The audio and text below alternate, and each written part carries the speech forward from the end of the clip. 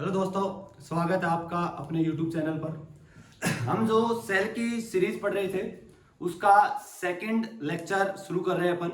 शुरुआत के अंदर बेसिक इंट्रोडक्शन देख लिया था अपन ने सेल का कि कौन कौन से साइंटिस्ट आए थे जिन्होंने क्या बताया था या रॉबर्ट जैसे अपन ने पढ़ा था रॉबर्ट हुक के बारे में, उसके बारे में सेल थ्योरी के बारे में डिस्कस किया था जहां पर मैथियस लाइडेन और थियोडोर श्वान आए थे। उसके बाद आए थे रुडोल्फ विर्चो साहब, उन्होंने कुछ मॉडिफाई किया था सेल थ्योरी को।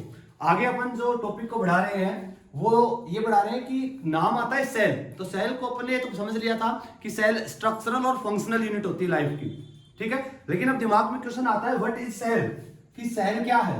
वापिस सर वही आया कि व्हाट इज सेल, मतलब कि सेल तो वही है sir, structural and functional unit of life, यही है। लेकिन अपन सेल डिफाइन कैसे करेंगे कि अगर इसके पास ये चीजें होगी, कम से कम उसके पास क्या होना चाहिए, उस चीज को देख के अपन बोल देंगे कि ये सेल है। क्लियर है।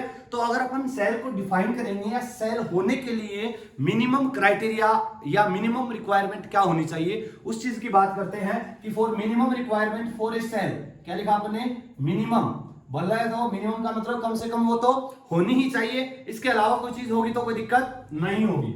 Minimum requirement for a cell, या बोले तो minimum criteria for a cell या क्राइटेरिया फॉर ए सेल, कि एक सेल होने के लिए कौन कौन से क्राइटेरिया उसके पास होने चाहिए। अगर वो है तो अपन उसको सेल बोल देंगे, अगर नहीं है तो वो सेल नहीं होगी, ठीक है। तो सबसे पहले जो मिनिमम रिक्वायरमेंट के अंदर जो फर्स्ट रिक्वायरमेंट अपन पढ़ते हैं वो क्या है कि जो सेल होती है, सेल की सबसे पहले क्या होना जरूरी है, सेल बाउंड्री। क्या होना जरूरी है, सेल बाउंड्री, जो कि उसकी बाउंड्री का फॉर्मेशन करेगी। उसको बोले तो इसके अंदर जितना भी जो भी साइटोप्लाज्म या जो भी केमिकल रिएक्शंस हो रही है वो इसी बाउंड्री के अंदर होगी। और जो सेल बाउंड्री को हम जानते हैं आज, जिस नाम से जानते हैं उसका नाम क्या है, प्लाज्मा मेम्ब्रेन। सेल बाउंड्री क्या होती है, प्लाज्मा मेम्ब्रेन। हम मिनिमम रिक्वायरमेंट पढ़ रहे हैं, कुछ के अंदर अपन को पता है जैसे प्लांट, बैक्टीरिया, फंजाई, प्रोटिस्टा, उसके अंदर एक एडिशनल वॉल मिलती है जिसको अपन सेल वॉल बोलते हैं। तो सेल वॉल कुछ में प्रेजेंट है लेकिन सभी में प्रेजेंट नहीं है, सभी में नहीं है इसलिए वो मिनिमम रिक्वायरमेंट में नहीं आएगी। क्योंकि एनिमल के पास हमें पता है सेल वॉल एब्सेंट है, एनिमल के पास सेल वॉल एब्सेंट है, इसलिए मिनिमम रिक्वायरमेंट तो नहीं है। क्योंकि सेल तब होगी कोई लिविंग होगा, तो लिविंग होने के लिए सेल का होना जरूरी है। और सेल होने के लिए मिनिमम क्राइटेरिया में सबसे पहले अपने लिखा प्लाज्मा मेम्ब्रेन, या हम इसको बोल सकते हैं सेल मेम्ब्रेन, या हम इसको कह सकते हैं बायो मेम्ब्रेन, जो कि सेल की बाउंड्री का फॉर्मेशन करती है। फर्स्ट मिनिमम रिक्वायरमेंट है। जो सेकंड मिनिमम रिक्वायरमेंट होगी सेल की वो क्या होगी, उस बाउंड्री के अंदर, उस बाउंड्री के अंदर, उस पेरिफेरी के अंदर वो लिक्विड पोर्शन या वो लिक्विड मैट्रिक्स जहां पर सेल की सेलुलर एक्टिविटीज होती है, जहां पर सेल की सेलुलर एक्टिविटीज होती है, बोले तो साइटोप्लाज्म, बोले तो साइटोप्लाज्म। अगर इसको हम प्रोटोप्लाज्म भी बोले तो भी गलत नहीं है, क्योंकि मेम्ब्रेन सेल में बाउंड्री के अंदर का सारा पोर्शन क्या कहलाएगा, प्रोटोप्लाज्म, या बोले तो अपने साइटोप्लाज्म। साइटोप्लाज्म क्या है, main arena for cellular activities, main arena for cellular activities. बोले तो सेल के अंदर होने वाली जो एक्टिविटीज है उसके लिए क्या है, ये मेन एरिना, बोले तो मेन एरिया है, मेन साइट है। कौन, साइटोप्लाज्म। क्योंकि साइटोप्लाज्म है तो क्या है, लिक्विड पोर्शन। अपन को पता है जितनी भी केमिकल रिएक्शन हो रही है लिविंग के अंदर एक्वस मीडियम में होगी। एक्वस मीडियम बोले तो वाटर की प्रेजेंस में, और वो मैक्सिमम वाटर कहां प्रेजेंट, अपने साइटोप्लाज्म में। तो जितने के एंजाइम होंगे सारी की सारी रिएक्शन कब होगी, जब लिक्विड मैट्रिक्स होगी। तो सेकंड मिनिमम रिक्वायरमेंट क्या है अपना, साइटोप्लाज्म। तो बाउंड्री हो चुका है, साइटोप्लाज्म हो चुका है। और थर्ड जो मिनिमम रिक्वायरमेंट है कि इस सेल के फंक्शन को कंट्रोल करने के लिए किसकी जरूरत पड़ेगी अपन को, जेनेटिक मटेरियल। जो थर्ड मिनिमम रिक्वायरमेंट है वो क्या होगा अपना, जेनेटिक मटेरियल। क्योंकि अगर ये सेल फंक्शन करेगी तो इस सेल की फंक्शनिंग को कंट्रोल करने के लिए कि कौन कौन सा फंक्शन इसको परफॉर्म करना है, उसके लिए क्या चाहिए अपन को, जेनेटिक मटेरियल। और बात करें अपन अपने प्लांट हो, एनिमल हो, बैक्टीरिया, कोई भी लिविंग सेल आ गई है, जेनेटिक मटेरियल आंख बंद करके बोल देना क्या होगा, डीएनए। क्या होगा, डीएनए। डीएनए क्या करेगा, इस सेल के सारे फंक्शन को कंट्रोल करेगा। हमको पता है कि डीएनए या जेनेटिक मटेरियल वो होता है जो पूरी लिविंग की जितने, बोले तो अपना जो लाइफ स्टार्ट हुई कहां से हुई थी, एक जाइगोट से हुई है और जाइगोट से आज एक पूरा ऑर्गेनिज्म बना है। तो जितनी भी फंक्शनिंग लिविंग के अंदर हो रही है, जैसे मान लो अगर अपनी बात करें, अपनी हाइट है, आंखों का कलर है, हेयर टाइप, जितने भी फंक्शन अपनी बॉडी के अंदर हुए हैं, जो भी अपन को मॉर्फोलॉजी मिली है या किसी भी एनिमल को मिली है, उसको कंट्रोल करने वाला कौन है? अपना जेनेटिक मटेरियल। तो जेनेटिक मटेरियल होगा तो इसकी फंक्शनिंग कंट्रोल हो पाएगी, और फंक्शनिंग कंट्रोल होगी तो अच्छे से सेलुलर फंक्शन परफॉर्म करेंगे और वो मिनिमम रिक्वायरमेंट में आएगा। अगर जेनेटिक मटेरियल नहीं होगा तो वो सेल नहीं होगी।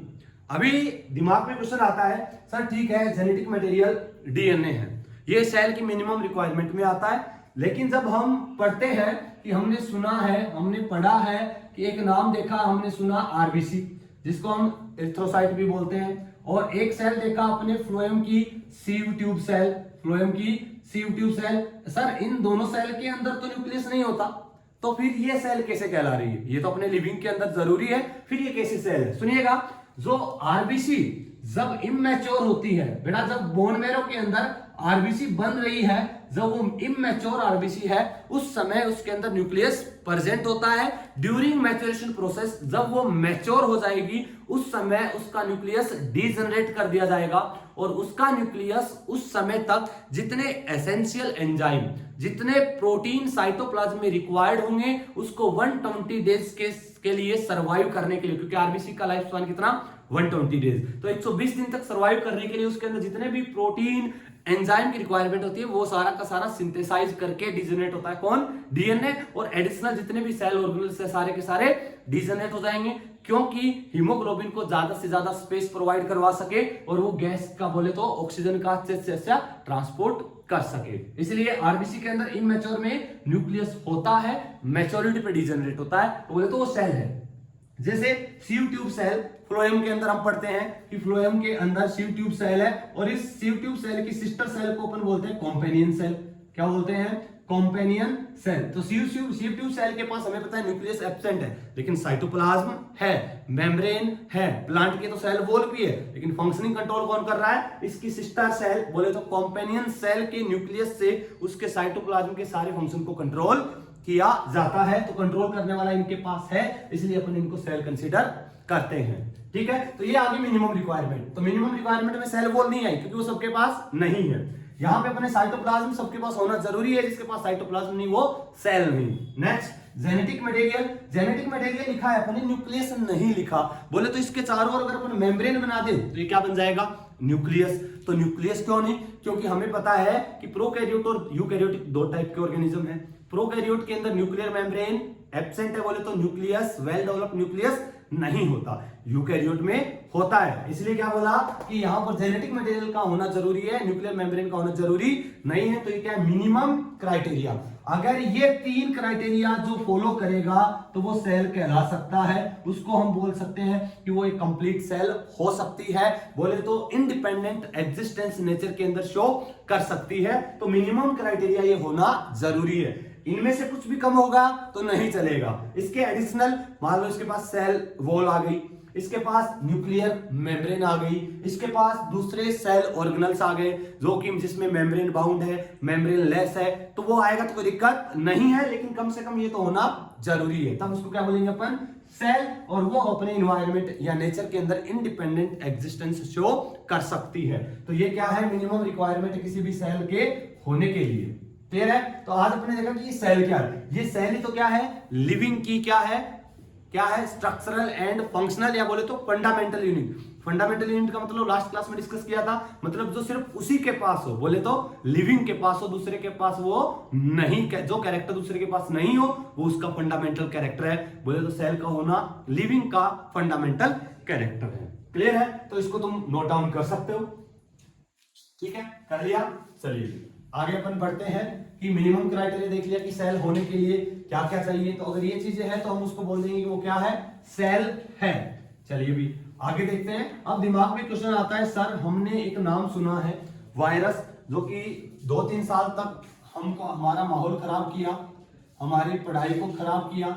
वायरस जो कि सारा मामला ऑनलाइन कर दिया था इसने। तो वायरस के पास ऐसा क्या होता है, क्या नहीं होता, चलो उसकी बात करते हैं। कि जो वायरस है, जब वायरस की अगर नॉर्मल वायरस की अपन स्टडी करते हैं, एक सिंपल नॉर्मल वायरस की, अगर हम देखें तो एक वायरस की स्ट्रक्चर के अंदर सबसे बाहर की ओर अगर हम देखें तो क्या मिलता है, एक बाउंड्री मिलती है। उस बाउंड्री को क्या बोलते हैं अपन, प्रोटीन कोट। क्या बोला इसको, प्रोटीन कोट। इसको मैंने सेल बाउंड्री नहीं बोला या सेल मेम्ब्रेन नहीं बोला। क्यों नहीं बोला, क्योंकि ये लिविंग सेल नहीं है, क्योंकि ये लिविंग सेल नहीं है। इसको क्या बोला है, प्रोटीन कोट। बोले तो प्रोटीन से मिलकर बना हुआ है। जबकि हमें पता है अगर सेल मेम्ब्रेन बोलते तो सेल मेम्ब्रेन क्या है, उसमें प्रोटीन भी है, उसमें फॉस्फोलिपिड भी है, उसमें कार्बोहाइड्रेट भी है और अदर लिपिड जैसे ग्लाइकोलिपिड, कोलेस्ट्रॉल वो भी प्रेजेंट है। यहाँ पे सिर्फ क्या है, वो प्रोटीन से मिलकर बना हुआ जो कवरिंग है उसको नाम दे दिया अपने प्रोटीन कोट। इसके अलावा अगर दूसरा देखें, चलो मान लो कि सर बाउंड्री हो चुकी है, चलो मिनिमम रिक्वायरमेंट फर्स्ट ये फुलफिल कर रहा है कि बाउंड्री है। नेक्स्ट अगर देखें तो इसके पास जेनेटिक मटेरियल बिल्कुल है, ध्यान से सुनना, ये पॉइंट इंपॉर्टेंट है। इसके पास जेनेटिक मटेरियल है, ये जेनेटिक मटेरियल है जो सबसे बड़ी दिक्कत कर रहा है। तो जेनेटिक मटेरियल इंपॉर्टेंट आ रहा है, ध्यान से। जो जेनेटिक मटेरियल है वो हो सकता है हो क्या, डीएनए, और वो हो सकता है क्या हो, आरएनए। या तो डीएनए या आरएनए, इन दोनों में से कोई एक, दोनों नहीं होंगे। डीएनए और आरएनए, डीएनए और आरएनए में से कोई एक होगा, दोनों कभी नहीं होंगे। क्लियर है। इसका मतलब ये भी मत समझना कि सर वायरस के अंदर जेनेटिक मटेरियल आरएनए हो सकता है, यस हो सकता है, डीएनए हो सकता है, यस हो सकता है, दोनों एक साथ नहीं होंगे। और इसका मतलब ये भी नहीं है कि हमारे अंदर या बोले तो यूकैरियोटिक सेल के अंदर क्या सर आरएनए नहीं होता, यस होता है, लेकिन वो अपना जेनेटिक मटेरियल नहीं है। क्लियर है। जेनेटिक मटेरियल तो कौन है, अपना डीएनए ही है। क्लियर है। तो यहाँ पर जेनेटिक मटेरियल डीएनए और आरएनए दोनों में से कोई एक होगा, दोनों नहीं होगा। और थर्ड मिनिमम रिक्वायरमेंट जो क्या आती है, जहां पे अपने सेल के लिए लिखा क्या, साइटोप्लाज्म। और ऐसी कोई लिक्विड मैट्रिक्स या साइटोप्लाज्म नाम की स्ट्रक्चर वायरस के पास नहीं होती, वायरस के पास नहीं होती। इसीलिए वायरस जो है वो मिनिमम रिक्वायरमेंट को फुलफिल नहीं कर रहा। चलो बाउंड्री है, जेनेटिक मटेरियल, लेकिन साइटोप्लाज्म नहीं है इसके अंदर सेलुलर एक्टिविटीज होने के लिए।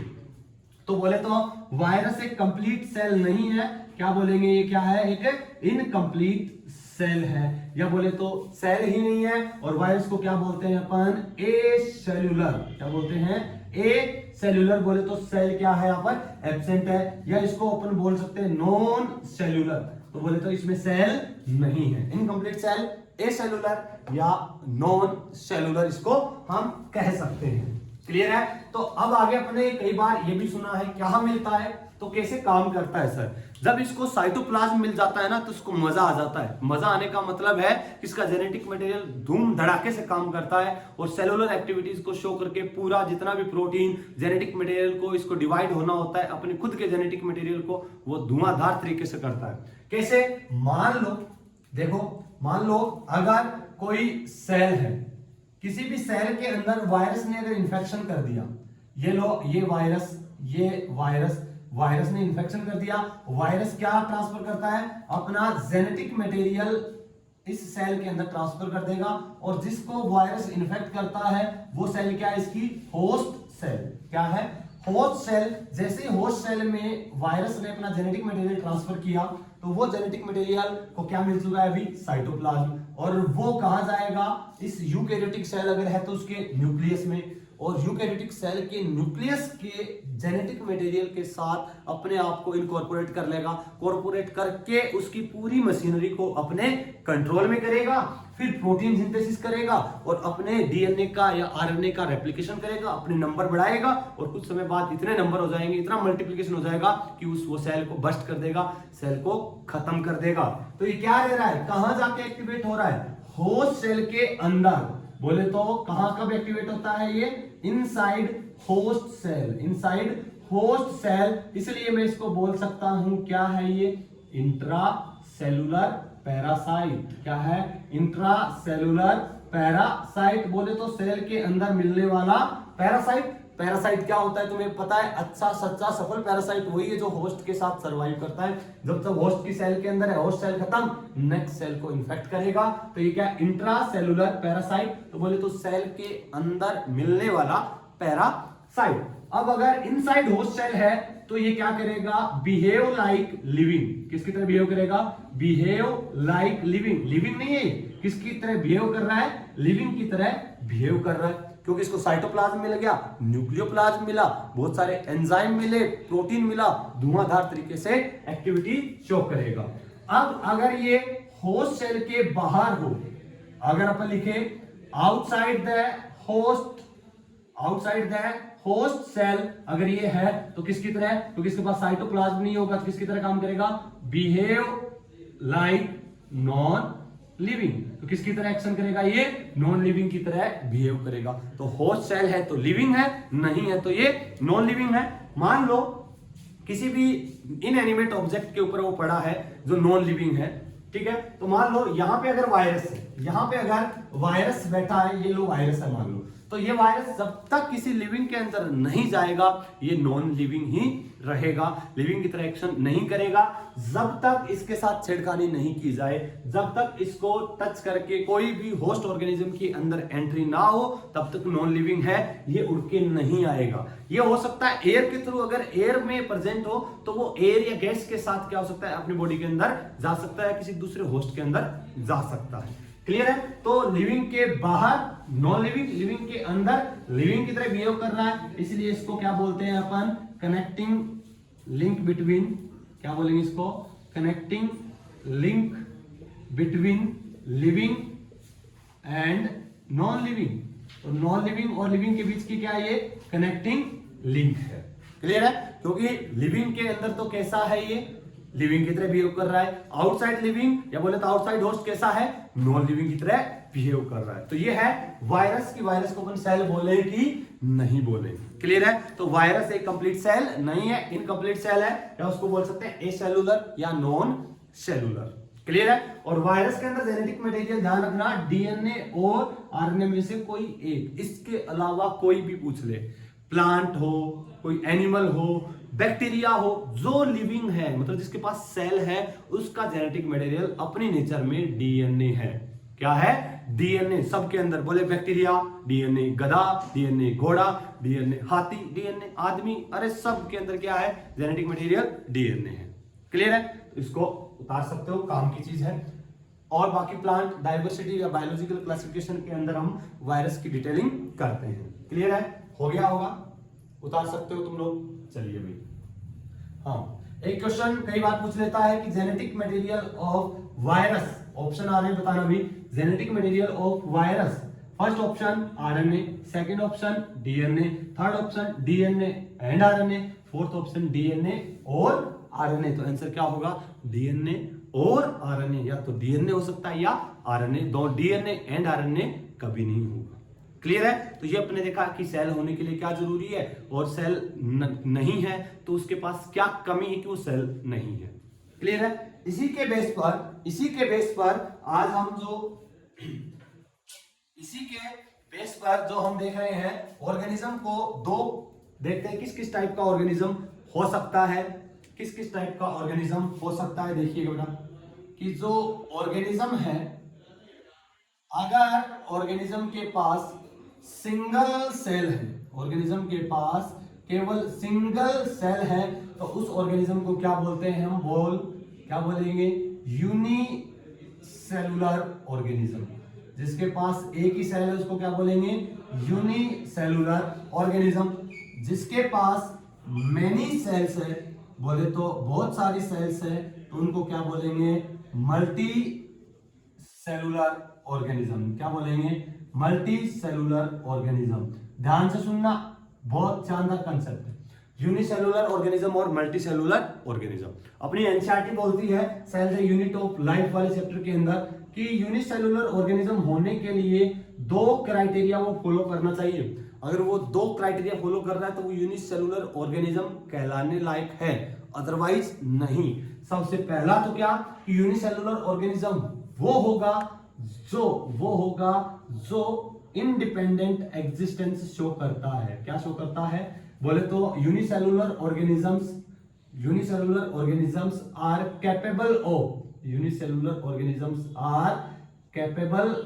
Of independent existence.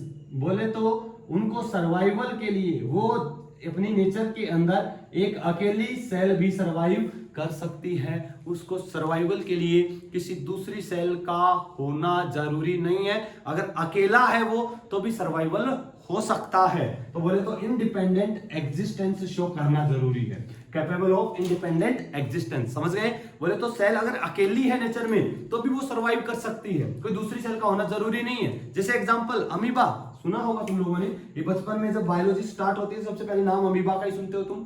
अमीबा हुआ, जैसे एग्जांपल अगर मैं लिख दूं अमीबा, या बोले तो बैक्टीरिया, और एक की बात चल रही है तो मैं लिख रहा हूं बैक्टीरियम। बहुत सारे है तो बैक्टीरिया, एक है तो बैक्टीरियम। क्या होते हैं वो? यूनिसेलुलर होते हैं, तो वो नेचर में सर्वाइव करने के लिए दूसरी सेल की रिक्वायरमेंट नहीं है, इंडिपेंडेंट एग्जिस्टेंस शो कर रहे हैं क्योंकि वो एक कंप्लीट सेल है, वो सारे मिनिमम क्राइटेरिया फॉलो करता है। तो फर्स्ट तो रिक्वायरमेंट ये कि वो फुलफिल करना चाहिए, कैपेबल होना चाहिए वो इंडिपेंडेंट एग्जिस्टेंस शो करने में। जो सेकंड जो क्राइटेरिया है वो क्या होना चाहिए? Capable of performing all the essential function of life। वो अपनी लाइफ के जितने भी एसेंशियल फंक्शंस है उनको परफॉर्म करने में कैपेबल होना चाहिए। बोले तो एसेंशियल फंक्शन का मतलब जिंदा रहने के लिए क्या जरूरी है? बोले तो न्यूट्रिशन जरूरी है कि नहीं जरूरी है? बोले तो वो अपना न्यूट्रिशन ले सकता हो, बिल्कुल अमीबा ले सकता है, यूनिसेलुलर है, इनगल्फ कर सकता है थ्रू फैगोसाइटोसिस, वेरी गुड। क्या वो रेस्पिरेशन कर सकता है? बिल्कुल। रेस्पिरेशन का मतलब ऑक्सीडेशन ऑफ फूड, जिससे वो एनर्जी ऑब्टेन कर सकता है। और सबसे इंपॉर्टेंट रिप्रोडक्शन, पता है जो नेचर में पैदा ऑर्गेनिज्म हुआ है हर हाल में कोशिश करता है रिप्रोड्यूस करने का, अपने नंबर बढ़ाने का। तो वो जैसे न्यूट्रिशन, रेस्पिरेशन, रिप्रोडक्शन या बोले तो एक्सक्रीशन, जितने भी जिंदा रहने के लिए जो भी लाइफ प्रोसेसेस है, एसेंशियल फंक्शन ऑफ लाइफ, बोले तो लाइफ प्रोसेसेस वो सारी करने में कैपेबल होगा तो वो यूनिसेलुलर ऑर्गेनिज्म होगा, अदरवाइज नहीं होगा। बिल्कुल अमीबा सारे काम शो कर सकता है, नेचर में इंडिपेंडेंट एग्जिस्टेंस शो करता है। दूसरा, performing all essential function of life, बिल्कुल करता है। वो फूड इनगल्फ कर लेता है, डाइजेस्ट कर लेता है, उसका ऑक्सीडेशन करके एनर्जी ऑब्टेन कर लेता है, बाय बाइनरी फ्यूजन डिवाइड होकर बोले तो रिप्रोडक्शन भी कर लेता है। क्लियर है? तो यूनिसेलुलर ऑर्गेनिज्म जिन्हें बोलेंगे जो इंडिपेंडेंट एग्जिस्टेंस शो करे और all essential function of life को परफॉर्म करे। क्लियर है? नेक्स्ट है मल्टी सेलुलर ऑर्गेनिज्म। एग्जांपल अपने आसपास मिलने वाले प्लांट्स, एनिमल्स, हम भी क्या है? एनिमल्स। प्लांट और एनिमल्स जो दिख रहे हैं, जैसे फंगस भी क्या है? Multi cellular. मल्टी सेलुलर की बात सुनना भाई, मल्टी सेलुलर जो ऑर्गेनिज्म है उनकी एक single cell independent existence show नहीं करती। अगर अपनी एक सेल को यहां से निकाल कर छोड़ दिया जाए, क्या वो सरवाइव कर सकती है? नहीं कर सकती, क्योंकि हमारी पूरी बॉडी की सारी सेल्स आपस में कोऑर्डिनेटेड मैनर में फंक्शन करती है। बोले तो अपने अंदर एक पर्टिकुलर डाइजेस्टिव सिस्टम है, बहुत सारी ग्रुप ऑफ सेल्स मिलकर, टिश्यू मिलकर पूरा डाइजेस्टिव सिस्टम बनाया है। क्लियर है? अपना अलग से रेस्पिरेटरी सिस्टम है, एक्सक्रेटरी सिस्टम है, सारे सिस्टम मिलकर अपनी बॉडी के एसेंशियल फंक्शन परफॉर्म कर रहे हैं। अपनी बॉडी की एक इंडिविजुअल या सेपरेटेड कोई सेल सारे फंक्शन शो नहीं कर सकती, इंडिपेंडेंट एग्जिस्टेंस शो नहीं कर सकती, इसलिए हम यूनिसेलुलर ऑर्गेनिज्म कहलाने लायक नहीं, हम क्या है? Multi cellular organism. जैसे प्लांट देख लो, मल्टी सेलुलर है क्योंकि फोटोसिंथेसिस कहां होता है? लीफ की मेसोफिल सेल में। फूड ट्रांसपोर्ट होता रूट तक जाता है कि नहीं जाता? क्या रूट फोटोसिंथेसिस करती है? नहीं। अगर लीव्स नहीं होगी, ग्रीन पार्ट नहीं होगा तो क्या नहीं होगा? फोटोसिंथेसिस। तो रूट कैसे जिंदा रहेगी? तो बोले तो एक दूसरे पर डिपेंडेंट है। नीचे से जाइलम और इनके थ्रू होके क्या जा रहा है? वाटर जा रहा है, मिनरल जा रहे हैं, तो वो उनकी रिक्वायरमेंट फुलफिल कर रहा है। तो बोले सब मिलजुल कर काम कर रहे हैं, कोऑर्डिनेटेड मैनर के अंदर काम कर रहे हैं, तो हम क्या है? Multi cellular. हमारी इंडिपेंडेंट सेल का एग्जिस्टेंस नहीं होगा, बोले तो फ्री सेल का एग्जिस्टेंस नहीं होगा, तो हम किस में आते हैं? मल्टी सेलुलर ऑर्गेनिज्म में आते हैं। क्लियर है? क्या यूनिसेलुलर, क्या मल्टी सेलुलर? ठीक है, बिल्कुल उतार सकते हो तुम लोग फटाफट। चलिए भाई, मिटा दिया जाए, वेरी गुड। नेक्स्ट देखते हैं ऑर्गेनिज्म को अपने on the basis of number of cell के बेसिस पे दो बोल दिए, यूनिसेलुलर और मल्टी सेलुलर। अब नेक्स्ट एक चीज ब्रॉड क्राइटेरिया देख लेते हैं कि organism on the basis of type of cell, on the basis of type of cell, organism on the basis of type of cell, on the basis of type of cell, cell के type के basis पर organism को दो parts में classify करते हैं अपन। कौन कौन सा? एक तो होता है प्रोकैरियोटिक सेल, क्या है? Prokaryotic cell. दूसरी है यूकैरियोटिक सेल। चलिए भी सुनिएगा प्रोकैरियोटिक और यूकैरियोटिक सेल के बारे में। प्रोकैरियोटिक सेल क्या होती है? वो सेल, प्रो का मतलब क्या है यहाँ? प्रिमिटिव। प्रो का मतलब क्या है? प्रिमिटिव, बोले तो प्राचीन, पुराना। कैरियोटिक का मतलब यहाँ पर क्या? कैरियोन। कैरियोन का मतलब यहाँ पर क्या है? न्यूक्लियस। तो बोले तो जिसके पास प्रिमिटिव न्यूक्लियस मिल रहा है वो क्या है? प्रोकैरियोटिक है। या मैं बोलूं तो well developed nucleus absent. Well developed nucleus absent है। बोले तो एब्सेंट क्यों? क्योंकि यहाँ पर न्यूक्लियर मेम्ब्रेन नहीं होती। न्यूक्लियर मेम्ब्रेन क्या है? एब्सेंट है। जेनेटिक मटेरियल डायरेक्टली साइटोप्लाज्म में पड़ा रहता है। साइटोप्लाज्म में पड़ा रहता है किसमें? प्रोकैरियोटिक ऑर्गेनिज्म में। और बायोलॉजिकल क्लासिफिकेशन अगर हमने पढ़ा है तो वहां पे प्रोकैरियोटिक सेल पड़ी थी, वहां पे डिस्कस किया था कि इसके चारों न्यूक्लियर मेम्ब्रेन नहीं होती, जेनेटिक मटेरियल साइटोप्लाज्म में बिखरा हुआ पड़ा है, वहीं पे है, उसको बोलते हैं न्यूक्लियोफोर या जीनोफोर या प्रिमिटिव न्यूक्लियस नाम देते हैं अपन। देते हैं कि नहीं देते? उनको बोलते हैं प्रोकैरियोटिक ऑर्गेनिज्म। एक चीज और लिख देता हूं मैं कि all the membrane bound structure, all the membrane bound cell organelles, all the membrane bound cell organelles क्या होंगे? एब्सेंट। क्या होंगे? एब्सेंट। तो membrane bound cell organelle absent है, लेकिन विदाउट मेम्ब्रेनस सेल ऑर्गेनल जैसे राइबोसोम प्रोकैरियोट में भी है और यूकैरियोट में भी है। तो प्रोकैरियोट में membrane bound cell organelle absent है। क्लियर है? अगर एग्जांपल लिखूं तो एक ही लिखूंगा मैं, बैक्टीरिया। क्या लिखूं? जितने भी बैक्टीरिया है वो क्या है? प्रोकैरियोटिक है। चाहे वो यू बैक्टीरिया हो, चाहे वो साइनोबैक्टीरिया हो, चाहे वो माइकोप्लाज्मा हो, जो भी बैक्टीरिया है वो सब क्या है? प्रोकैरियोटिक। बोले तो न्यूक्लियर मेम्ब्रेन और मेम्ब्रेन बाउंड सेल ऑर्गेनल नहीं है। दूसरा यूकैरियोटिक। यू का मतलब यहाँ पे क्या है? ट्रू। ट्रू इकोलॉजी में क्या मतलब होता है? रिच। कैरियोन का मतलब न्यूक्लियस। तो जहां ट्रू न्यूक्लियस प्रेजेंट है, ट्रू न्यूक्लियस प्रेजेंट बोले तो न्यूक्लियर मेम्ब्रेन प्रेजेंट है। ट्रू न्यूक्लियस प्रेजेंट का मतलब न्यूक्लियर मेम्ब्रेन प्रेजेंट है, तो उनको क्या बोलेंगे? यूकैरियोटिक। तो इसके लिए अपन लिख देते हैं यहां पर well developed, well developed nucleus present है।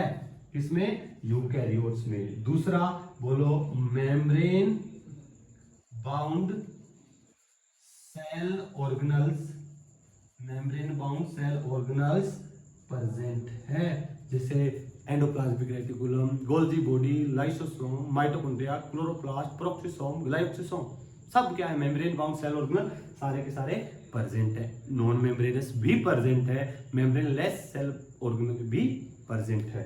अगर एग्जांपल देने चाहें तो आराम से दे सकते हो। अपने आसपास मिलने वाली क्या? फंजाई। अरे है कि नहीं है? जैसे नाम सुना है तुम लोगों ने प्रोटिस्टा, जैसे नाम सुना है अपना प्लांटी किंगडम और एनिमेलिया किंगडम, ये सब क्या है? यूकैरियोट। प्रोटिस्टा, फंजाई, प्लांटी और एनिमेलिया, इन सब में क्या आएंगे? यूकैरियोटिक ऑर्गेनिज्म कंसीडर करते हैं। तो ये ब्रॉडली क्लासिफिकेशन देख लिया अपने on the basis of type of cell, prokaryotic और यूकैरियोटिक। यहाँ जो चैप्टर पढ़ने वाले हैं cell the unit of life, यहाँ पे अभी हम एक्सक्लूसिवली किस पे अपन फोकस करेंगे? अपन यूकैरियोटिक सेल पे, कि कैसे एक यूकैरियोटिक सेल होती है, क्योंकि प्रोकैरियोटिक सेल हम पढ़ते हैं कहाँ? बायोलॉजिकल क्लासिफिकेशन में। तो यहाँ पे अपना फोकस रहेगा यूकैरियोटिक सेल के ऊपर। क्लियर है? इतना बना दीजिएगा, फिर आगे देखते हैं यूकैरियोटिक सेल के बारे में। फटाफट बना दो।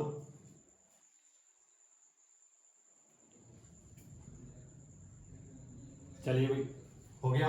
Very good. नेक्स्ट देखते हैं अपन। अब हमको देखना है एक यूकैरियोटिक सेल के बारे में। एक यूकैरियोटिक सेल क्या होती है अभी अपन ने पढ़ा। और सबसे पहले फोकस रहेगा अपना किसके ऊपर, प्लांट सेल पर। साथ में कंपैरिजन साथ साथ चलता रहेगा प्लांट सेल का और एनिमल सेल का। अपन बना रहे हैं साथ में प्लांट सेल को, क्योंकि बॉटनी पढ़ रहे हैं तो फोकस कहाँ पे, प्लांट सेल पर। प्लांट और एनिमल सेल के अंदर थोड़ा बहुत डिफरेंस है, वैसे तुम्हें पता ही है। जैसे अपन को पता है प्लांट फोटोसिंथेसिस करते हैं, एनिमल नहीं करते। बोले तो प्लांट सेल के पास क्लोरोप्लास्ट प्रेजेंट है, एनिमल के पास नहीं है। सुना है? या जैसे सेंट्रियोल का नाम सुना होगा, वो हायर प्लांट, क्या बोला मैंने, हायर प्लांट्स में एब्सेंट है, एनिमल्स में प्रेजेंट है। कुछ लोअर प्लांट्स है, उन लोअर प्लांट ग्रुप के अंदर सेंट्रियोल प्रेजेंट हो सकता है। क्लियर है? और भी बहुत सारी स्ट्रक्चर्स है जो किसी में एब्सेंट है, किसी में प्रेजेंट है। वो साथ साथ जैसे सेल वॉल एनिमल में एब्सेंट है, प्लांट में प्रेजेंट है। तो ये से कुछ एक स्ट्रक्चर है। जैसे वैक्यूल की बात करें, वैक्यूल प्लांट के अंदर वेल डेवलप्ड वैक्यूल है, एनिमल के अंदर या तो एब्सेंट या अगर है तो बहुत ही स्मॉल साइज की है। क्लियर है? तो ये थोड़ा बहुत डिफरेंस साथ साथ पढ़ते चलेंगे, चीजें आती जाएगी किसके अंदर क्या डिफरेंस है, किसमें क्या नहीं है। तो अब मैं यहाँ पर जो बना रहा हूँ एक प्लांट सेल को कंसिडर कर रहा हूँ। किसको? प्लांट सेल को कंसिडर कर रहा हूं। बाकी चीजें दोनों सेम ही है, कोई ज्यादा फर्क नहीं होगा। क्योंकि प्लांट सेल इसलिए कंसिडर कर रहे हैं क्योंकि इसके अंदर कुछ एडिशनल चीजें हैं, वो साथ साथ आती जाएगी। समझिएगा, अपन एक सेल का ओवरव्यू देख रहे हैं कि सेल के अंदर क्या क्या चीजें प्रेजेंट है। शानदार है, ध्यान से समझना बेटा। देखिएगा, सबसे पहले अगर प्लांट सेल की एक जनरल अगर बात करें, तुम्हें थोड़ा बहुत आइडिया है कि प्लांट सेल है तो उसमें बाहर की ओर सेल वॉल मिलेगी। अरे मिलेगी ना भाई, कि नहीं मिलेगी? और सेल वॉल के अंदर की ओर क्या होगी, इसमें सेल मेम्ब्रेन होगी। ये लो रेड कलर में अपन ने सेल मेम्ब्रेन बना दी, सेल वॉल सेल मेम्ब्रेन। और ये भी तुम लोगों ने पढ़ा है कि प्लांट सेल के अंदर अप टू 90% वॉल्यूम उसका वैक्यूल कवर करती है। ट्रांसपोर्ट इन प्लांट को याद करो, वहां वैक्यूल के बारे में डिस्कस किया था। ठीक है? और ये इसका आपने बना दिया न्यूक्लियस। जस्ट समझने के लिए, मान लो ये तो है सेल, ये बाहर की ओर सेल वॉल है। रेड कलर वाली क्या है, लाल दुपट्टे वाली क्या है, सेल मेम्ब्रेन। ये क्या है, न्यूक्लियस। ये क्या है, वैक्यूल। अरे है कि नहीं है? ये क्या है, साइटोप्लाज्म। कॉमन चीजें हैं, वेरी गुड। ये वैक्यूल, ये साइटोप्लाज्म। चलो अब डिटेल में देखते जाते हैं कि इसके अंदर क्या क्या है। सबसे बाहर की ओर ध्यान से सुनना, शानदार चीजें हैं। अगर देखें, अगर मैं क्या करूं, सेल के बाहर से अंदर की ओर जाऊं, बाहर से अंदर की ओर जाऊं, अगर सबसे पहले मैं सेल वॉल को हटा दूं, क्या हटा दूं, सेल वॉल को अगर हटा दिया तो जो पीछे सब कुछ रहेगा, सेल मेम्ब्रेन, साइटोप्लाज्म, जो भी सब कुछ अंदर पड़ा है, उसको बोलते हैं प्रोटोप्लास्ट। क्या बोलते हैं, प्रोटोप्लास्ट। बिल्कुल इंपॉर्टेंट है। अगर किसी भी सेल का सेल वॉल हटा दिया तो पीछे क्या रहेगी, मेम्ब्रेन, और उसके अंदर पूरा साइटोप्लाज्म। अगर सेल ऑर्गेनल है तो वो सब, उसको क्या बोलते हैं, प्रोटोप्लास्ट। सेल वॉल को हटाने के बाद तो प्रोटोप्लास्ट एनिमल के लिए डिफाइन नहीं करेंगे। क्यों? एनिमल में सेल वॉल नहीं होती, तो वहां पे प्रोटोप्लास्ट डिफाइन नहीं करेंगे। तो जिनके अंदर सेल वॉल होगी उसी के लिए प्रोटोप्लास्ट डिफाइन करेंगे। बैक्टीरिया में यस, फंजाई में yes, plant yes, protista yes, fungi yes. तो जिनके अंदर सेल वॉल होगी उसके लिए प्रोटोप्लास्ट बोलेंगे। इस सेल वॉल को हटा दो, पीछे बच गया वो सब क्या है, प्रोटोप्लास्ट है। तो सेल वॉल हटाने के बाद बचा अपने पास प्रोटोप्लास्ट। और जब प्रोटोप्लास्ट बचा तो हमें पता है कि सेल वॉल हटाया अपने, पीछे क्या बची, सेल मेम्ब्रेन। अब क्या करो, सेल मेम्ब्रेन को हटा दो। जैसे इसका बाहर करने का मतलब सेल मेम्ब्रेन को हटा दिया। जैसे सेल मेम्ब्रेन हटाया, जो पीछे बचा वो जहरीलो, ध्यान से सुनना, तो वो क्या है, प्रोटोप्लाज्म। ये प्रोटोप्लास्ट है, ये प्रोटोप्लाज्म है। क्या? जब सेल से सेल वॉल को हटाया तो प्रोटोप्लास्ट, सेल मेम्ब्रेन को हटाया तो पीछे सब बचा वो प्रोटोप्लाज्म, जिसमें साइटोप्लाज्म, न्यूक्लियस, सेल ऑर्गेनल सब कुछ है। अब प्रोटोप्लाज्म, सेल मेम्ब्रेन को हटा चुके थे, तो अब प्रोटोप्लाज्म में से, अगर प्रोटोप्लाज्म में से मैं हटा दूं किसको, न्यूक्लियस। किसको हटा दूं, न्यूक्लियस। अगर प्रोटोप्लाज्म से अगर न्यूक्लियस को हटा दिया तो पीछे क्या बचेगा, साइटोप्लाज्म। क्या बचेगा, साइटोप्लाज्म बचेगा कि नहीं बचेगा, न्यूक्लियस प्रोटोप्लाज्म क्या हो गया, साइटोप्लाज्म प्लस न्यूक्लियस क्या हो गया, प्रोटोप्लाज्म, न्यूक्लियस हटा दो, पीछे क्या बच गया, साइटोप्लाज्म। अब साइटोप्लाज्म से अगर साइटोप्लाज्म से मैं लिक्विड पोर्शन हटा दूं, साइटोप्लाज्म से उसका लिक्विड पोर्शन हटा दूं, उस लिक्विड पोर्शन को याद रखना रे जहरीले, क्या याद रखना, उसको क्या बोलेंगे, साइटोसोल। जो साइटोप्लाज्म है उसके अंदर लिक्विड मैट्रिक्स, जो लिक्विड वाला पोर्शन है वो क्या कहलाएगा, साइटोसोल। अगर उसको हटा दिया तो पीछे क्या बचेगा, सॉलिड पार्ट, क्या बचेगा, सॉलिड बॉडी नहीं है, सॉलिड पार्ट। लिक्विड पार्ट को हटा दिया तो पीछे बचा सॉलिड पार्ट, सॉलिड पार्ट को साइंटिफिकली क्या बोलेंगे, यहाँ पे अपन ट्रोफोप्लाज्म, क्या बोलेंगे, ट्रोफोप्लाज्म। तो साइटोप्लाज्म से लिक्विड पार्ट हटाया, साइटोसोल। अब पीछे बचा सॉलिड पार्ट, उसको क्या बोला, ट्रोफोप्लाज्म। और ट्रोफोप्लाज्म जो सॉलिड पार्ट है, उस सॉलिड पार्ट्स में भी अगर हम हटा दें किसको, नॉन लिविंग पार्ट को, किसको, नॉन लिविंग पार्ट को, या बोले तो जो भी वेस्ट मटेरियल है, या कोई भी प्रोटीन है, कोई फैट ड्रॉपलेट्स है, कुछ कार्बोहाइड्रेट के पार्टिकल है, कोई दूसरे वेस्ट मटेरियल है, अगर उन नॉन लिविंग को हटा देते हैं, जो जिन नॉन लिविंग को अपन हटाते हैं उनको क्या बोलते हैं, ड्यूटोप्लाज्म, क्या बोलेंगे उनको, ड्यूटोप्लाज्म। तो ट्रोफोप्लाज्म जो सॉलिड पार्ट है उससे नॉन लिविंग पार्ट हटा दिया, ड्यूटोप्लाज्म। तो पीछे क्या बचा है, लिविंग स्ट्रक्चर। और जहरीलो याद रखना, इन लिविंग स्ट्रक्चर को क्या बोलते हैं, सेल ऑर्गेनल्स। क्या बोलते हैं, सेल ऑर्गेनल्स। बोले तो मेटाबॉलिकली एक्टिव स्ट्रक्चर, जहां मेटाबॉलिक रिएक्शन होती है, तो हम आ चुके हैं कहां पर, एक पर्टिकुलर सेल ऑर्गेनल पर आ चुके हैं। अरे क्लियर है ना। तो यहाँ पे अब जब सेल के अंदर अपन आते जाएं तो सबसे पहले सेल वॉल को हटाया, पीछे का पोर्शन सारा क्या कहलाया, प्रोटोप्लाज्म। सेल मेम्ब्रेन को हटाया तो पीछे का पोर्शन क्या कहलाया, प्रोटोप्लाज्म। अब अंदर से न्यूक्लियस हटाया तो पीछे क्या कहलाया, साइटोप्लाज्म। साइटोप्लाज्म से लिक्विड हटाया तो क्या कहलाया, ट्रोफोप्लाज्म। हटाया वो क्या, साइटोसोल। और ट्रोफोप्लाज्म सॉलिड, उसमें सॉलिड पार्ट में लिविंग और नॉन लिविंग दोनों, तो नॉन लिविंग हटाया वो ड्यूटोप्लाज्म, और लिविंग था वो सेल ऑर्गेनल था। क्लियर है। तो ये एक सेल का ओवरव्यू देखा अपने यूकैरियोटिक सेल का। अब अपन को सेल के अंदर एक एक पार्ट को डिस्कस कर रहे हैं कि सबसे बाहर की और सबसे पहले अपन ने क्या देखा, सेल वॉल। तो पहले अपन पढ़ेंगे सेल वॉल, फिर पढ़ेंगे अपन सेल मेम्ब्रेन, सेल मेम्ब्रेन से आएंगे अपन साइटोप्लाज्म में, साइटोप्लाज्म के अंदर सेल ऑर्गेनल, फिर लास्ट में पढ़ेंगे न्यूक्लियस, और पूरा सेल को पूरा डिस्कस डिटेल में पढ़ेंगे। क्लियर है, इतना समझ में आया होगा, अच्छे से उतार लेना इसको। मिलेंगे अपन नेक्स्ट क्लास में कल, सेम टाइम सेम जगह। तब तक के लिए tata, bye bye, good night.